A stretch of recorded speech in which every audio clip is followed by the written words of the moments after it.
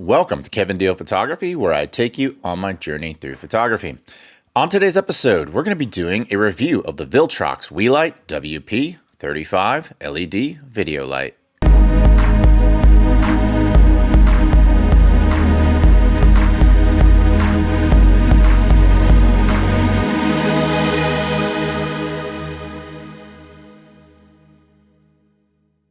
Welcome to today's episode. If you're not familiar with Kevin Deal Photography, we do gear reviews, tips, techniques, and tutorials, and sometimes we dive into film. If any of that sounds appealing to you, click the subscribe button below. So I have quite a few LED video lights, and so when Viltrox reached out to me and asked me to review their WP35, I did have to take a step back and evaluate if it's something that I could actually use, but when I found out that it used the Sony NP batteries, that actually made me reconsider and accept their offer. I do want to say, in the interest of transparency, that I was given this unit to test for today's episode in exchange for a review. However, my review is going to be independent and my opinions are going to be my own. The WP35 is a 30-watt bicolor LED RGB video light. Bicolor, of course, meaning that you have cool and warm beads, which help you dial in your color temperature, which ranges on this light from a very useful 2800 to 6800 Kelvin. That should cover almost all of you on your Kelvin needs. It also comes with over 25 effects. It has an HSI mode, and it also has a color gel mode utilizing Roscoe and Lee color gels. You can control it on the back panel or the app, which we'll get into later, and it comes in at a price of $129 US. So all that sounds great on paper, but let's go take a look at the light and see how it performs in my studio in Austin. I'll do some still shots. I'll also do some video work, and I'll use it for some product photography because those are kind of the areas where I think it might excel the most.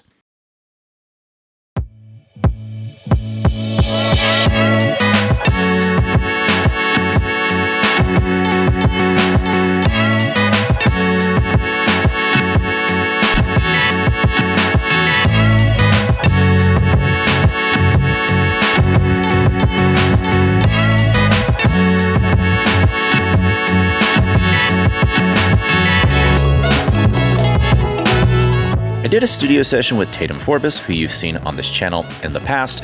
I love the results color gels give me, but I really don't like the process of using color gels. They're time consuming, they damage easily, and as a result, I tend to not reach for them, and I feel like that limits my creativity.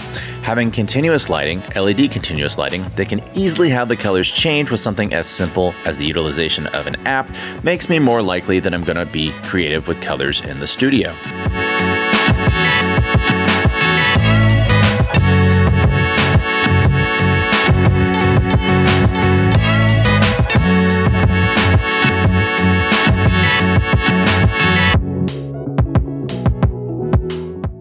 This light does really well with video, and no surprise, it's an LED video light. That's what it's marketed as, and I feel with a couple of these you could do a really good job on something like a YouTube studio or just some good supplemental lighting for interviews and things like that. For product photography, it illuminates the subject really well, it spreads really well, and I like the fact that I can control my white balance, and I would absolutely recommend this for product photography.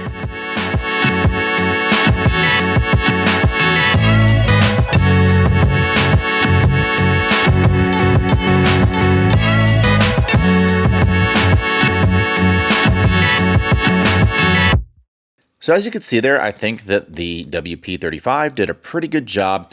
I love the fact that I can use continuous light sometimes in the studio. It gives me a different look. I like to use strobes a lot in the studio, but I don't like using color gels in the studio. So you saw some examples of how I use the WP35 for both stills and video, but let's dive into the operation on both the back panel and the app. I'm gonna do a test real quick. I'll show you what everything does. Here's Batman. He's gonna be my test subject today. And the light right now is off. There's a little bit of light bleeding in from my other video lights that I'm using, but let's go ahead and turn on the WP35. So just hold this button down right here.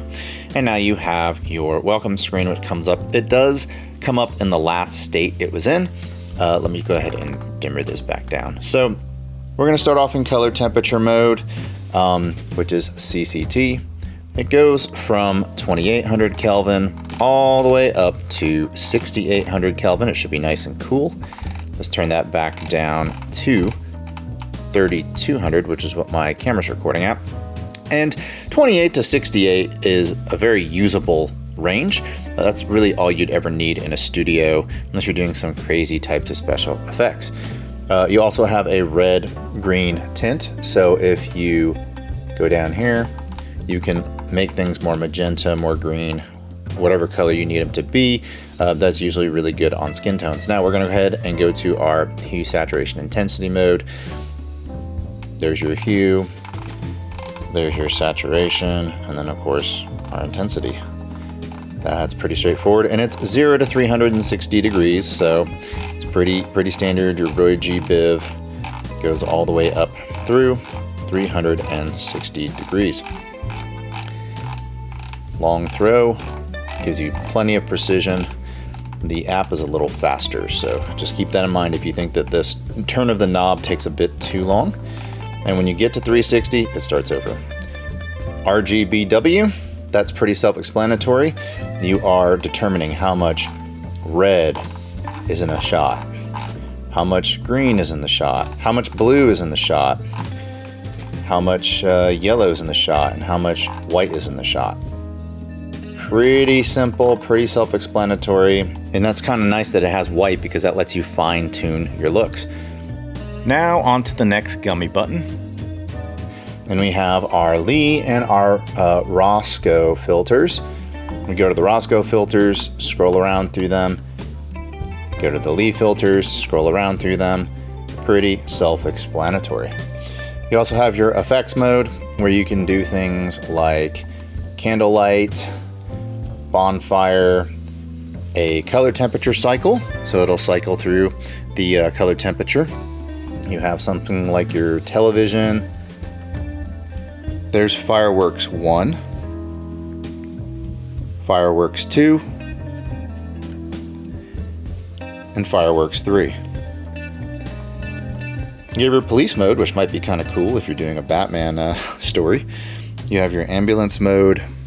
You have your fire truck mode. You have your RGB sweep, so it sweeps through the RGB just like it did with the color temperature earlier. You have this cloud mode. Not really sure what that does. You have some different light modes, like SOS strobes. You have some cool red, green, blue, and white color sweeps. You also have a purple and a yellow color sweep. You also have lightning, so different lightning modes. Paparazzi mode, it looks like. Broken light bulb mode. They even have a welding mode, so I guess if you ever need to make a scene with some welding. You have your SOS modes. And we're on back through the beginning where we have the candlelight. So, cool stuff. If you want to adjust your channels, you've got your channel and your groups right here. You can go in and adjust that there. I find the knobs to be fairly easy to use. So that's the operation on the back. I'll also show you real quick how to use the app. The Weeylite Pro app can be downloaded from all major app stores, and it's really easy to set up. You really just need to make sure your Bluetooth is working. As you can see right here, the modes are the same as the gummy buttons on the back. You've got CCT, you've got your color temperature range. You can just slide it real quick, super easy. I'm gonna take it back down to 3200. You got your tint as well. And by the way, I find that these are very easy and tactile to use. I find that a lot of apps have kind of sticky sliders that aren't that easy to use. Here's your luminosity, your intensity. So that's pretty easy to use. You also have a quick thing where you can do like 3000, 4000. These are the same types of presets you'd see in your camera. So that's pretty cool. To go back to your main menu, just click on these 9 dots you see at the bottom of your screen. On to hue, saturation, intensity mode, where you can take your thumb, you can drag it all over the place. The further you take it to the outside, the heavier the saturation. The further you take it to the middle, the less the saturation. Of course, you can also just use these right here, the sliders, and they'll do the exact same thing for you. It also tells you as you're using the sliders or moving your finger around up the top, what degree you're at and the code that goes along with it. Now, let's move on. You've got your RGBW just like before. Once again, I find this a lot easier to use than the back panel, even though the back panel is fairly easy to use. You have a cool feature here. This kind of looks like if you use like Adobe RGB or sRGB, you can also scroll around on a color gamut. So if you're visually more adept to that, that's pretty cool. Moving on to the Roscoe and Lee filters, we encounter our first issue with this setup, and that is that I just clicked on my filters and the unit shut off. Maybe it's because we're on version 1.0 of the app. One other issue I found with the app is that sprinkled throughout the app, some of the labels are in Mandarin, or at least what appears to be Mandarin. I don't speak or read it, so if you speak or read Mandarin, and that is Mandarin or not Mandarin, tell me in the comments below.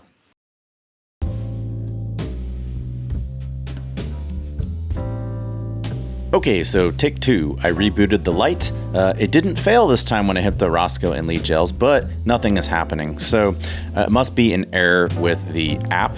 It does work on the back panel when you hit the Roscoe and Lee filters, but it doesn't on the app. But anyway, let's go back to the effects. It looks like the effects are working fine. These are the same exact effects I showed you earlier. So once again, it looks like there's some Mandarin on here. So I guess they'll hopefully get that updated. I think I know what these knobs do. It looks like it changes the speed. So it looks like presets. So that's what I'm assuming that does. Another cool mode it has is it has a color picker mode. You'll see a target in the middle of your phone, and anything you put your phone over that target reads, it'll change the color of your light to the source color. So if you have a source color that you want to match your lights to, this comes in handy for that job. Now on to scenes. There's my scenes. So I tried something earlier where I wanted to make things 3200 Kelvin because that's what my cameras record at. So when I hit this, it puts Batman at 3200 Kelvin. He might be a little bit on the intense side though, so let's turn the intensity down to about 6 or so. There we go. Yeah, so pretty cool. And just real quick, if you want to know how to record a scene, let's just say I'm in like HSL and I go over to this red. And I really like this red. All you gotta do is at the top right where you see that plus button, you click on the plus button and we'll just call this red. And you hit OK. And now, when you go down to my scenes, there was the studio one I showed you, and now you have red. So that's the basic operation of it. Hopefully in the next version of the software, they will get, see right here, it shows you V1.0. So hopefully in the 1.1 update, they'll fix the filters, and hopefully as I go into these, the Mandarin will be changed to English. Being able to pick any language would be cool. It says language right here, but then when you look to the right, you see something that says follow system. I'm not really sure what that means. It would be kind of cool. Maybe if you speak Spanish, Italian, or Mandarin, you can hit that. And then as you go over to each of these places, you'll actually see the language appear correctly, which would be nice. So other than that though, the app is really easy to use. I've tested quite a few LED panel lights this year, and I find that the sliders on this one are the easiest to use and the easiest to dial in. Sometimes they're sluggish, sometimes they overshoot their targets. So I gotta give props to Viltrox Weeylite on that. But anyway, that's the app. It's very simple to use, and it's a free download from your app store. So let's talk about some things that I like about the WP35. I like the fact that it has barn doors. I like the construction of it. I think that it's very well put together. I like the fact that I can use the Sony NP batteries. Another thing I like about it is that they made the tilt, the vertical tilt area lime green, so you can see it in the dark. They also made the battery release lime green, which is great because if you ever use these lights out in the field, you're in a place like a studio where it's super dark, it's kind of hard to see. I mean, you're getting blasted in the face by the light itself. So being able to see these lime green parts of the light make it very useful when you're using it in dark environments. And as I said earlier, I do think that overall the app is very intuitive and easy to use. I found that the sliders of all the apps that I've used out there, and I've actually used several this year because I've done a lot of LED reviews, I found the app to be the best in terms of being tactile, and I really like the sliders. That being said, let's talk about the things that I don't like about the light. The only things that I don't like at this point in time is that, obviously, as you saw in the examples below, when you turn on the gels mode, the light either stops working altogether or nothing happens. So I hope they get that addressed in a future software update. The other thing, of course, being that the languages on the labels not being in English or being able to be selectable to any other language other than what I think is Mandarin, that's going to be an issue because I kind of think I know what those sliders do, but it would be nice to actually have confirmation in a language that I read. Outside of that, the only other thing that I think that they could improve upon is it is marketed as being a portable light, with it being compatible with the Sony MP batteries. However, it does not come with a carrying case. I think a messenger bag that could fit one of these, or better yet, a slightly larger messenger bag that could fit two of these, as well as a slot for your batteries, I think would be a useful addition, and I'd pay a little extra for it. So anyway, that is my review of the Viltrox Weeylite WP35. If you found this review to be helpful, tell me in the comments below. Have you purchased a WP35 light? Are you liking it? Tell me in the comments below. If you found this review to be helpful, maybe you've watched some other reviews I've done on this channel and you found those to be helpful, I humbly ask you, click the subscribe button below. Your support means a lot. And until next time, I'll talk to you soon. Bye.